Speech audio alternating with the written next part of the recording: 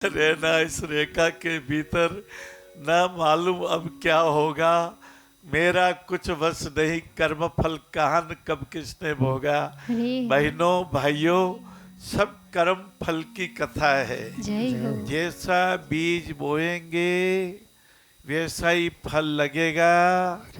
जैसा मनुष्य ने बीज बोया, जैसा प्रीता का बीज बोया, जैसा अंगद जी ने वीरता के बीज बोया, और ऐसी वीरता का बीज बोया कि साम दाम दंड भेद चारों मुकुट राजा के रावण के भगवान के चरणों में आके गिर पड़े।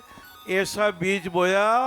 और पवन पुत्र हनुमान जी ने जब देखा कि पर्वत पे संजीवनी बूटी कहाँ है, तो बहनों और भाइयों, वीर हनुमान जी द्रोणाचार्य पर्वत, द्रोण पर्वत पूरा लेकर के पधार गए हैं।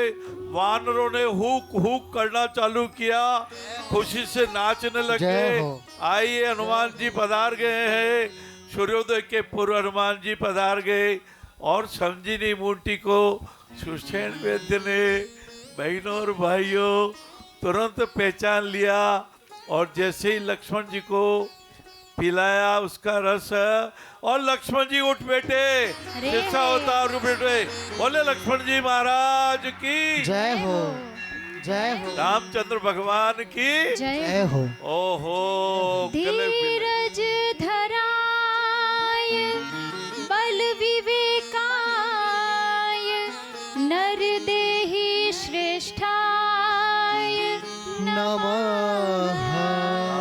नर देहि श्रेष्ठ, ये भी लक्ष्मण जी को बोलते थे, नरों में श्रेष्ठ। हरे हरे। जैसे गीता जी में भगवान कृष्ण ने कहा नरों में श्रेष्ठ अर्जुन, जिसने भीष्म पितामह की प्यास का अनुभव किया। तो दुर्योधन तो जहाँ हजारों घड़े जल, ठंडा जल भर के लाया था बर्फ का, भीष्म पितामह उदास हो गए। अर्जुन की तरफ देखा, गांडी उठाया और एक तीर पाताल में लगाया, और पाताल से गंगा जल निकल करके भीष्म पितामह के श्रीमुख में प्रवाहित होने लगी। ऐसे नरों में अर्जुन और नरों में हमारे शेषावतार लक्ष्मण भैया। कहाँ है मेघनाथ? मैं उसको मार के दम लूंगा, मैं उसका वध करूंगा। भगवान श्री राम ने कहा अभी रहो रहो। हे नरश्रेष्ठ, हे शेषावतार लक्ष्मण भाई, आपने उर्मिला जी को भी अयोध्या में छोड़ा मेरे लिए। आपने सुना होगा ना, यहाँ अवलोकन करते कभी कि उठी न लक्ष्मण की आंखें, जकड़ी रही पलक पांखें, किंतु कल्पना घटी नहीं, उदित उर्मिला हटी नहीं, खड़ी हुई अंतस्थल में, पूछ रही थी पल पल पे। सोच रही थी मैं क्या करूं, मैं चलूं आपके साथ। और लक्ष्मण जी ने कहा रहो रहो हे प्रिय रहो, यह भी मेरे लिए सहो, और अधिक क्या कहूँ सहो। ऐसे उर्मिला जी को भी जिन्होंने अयोध्या में छोड़ा, और जो लक्ष्मण राम भगवान के साथ पधारे, वो लक्ष्मण जी खड़े हो गए। इधर रावण को मालूम पड़ा काल ने भी मारा गया, दाव संजीवनी बूटी आ गई। लक्ष्मण जी उठ खड़े हो गए, उनकी मूर्छा टूट गई। अब तो रावण सिर धुन के पछतावे, अरे मारो तो बड़ा बड़ा काम बिगड़ गए। भाई तू काम बिगाड़वा वालो है, थारो आदत काम बगाड़वारी है, थारो काम वणावरी नहीं है, सृजन वालो नहीं रावण, तू विध्वंस वालो है।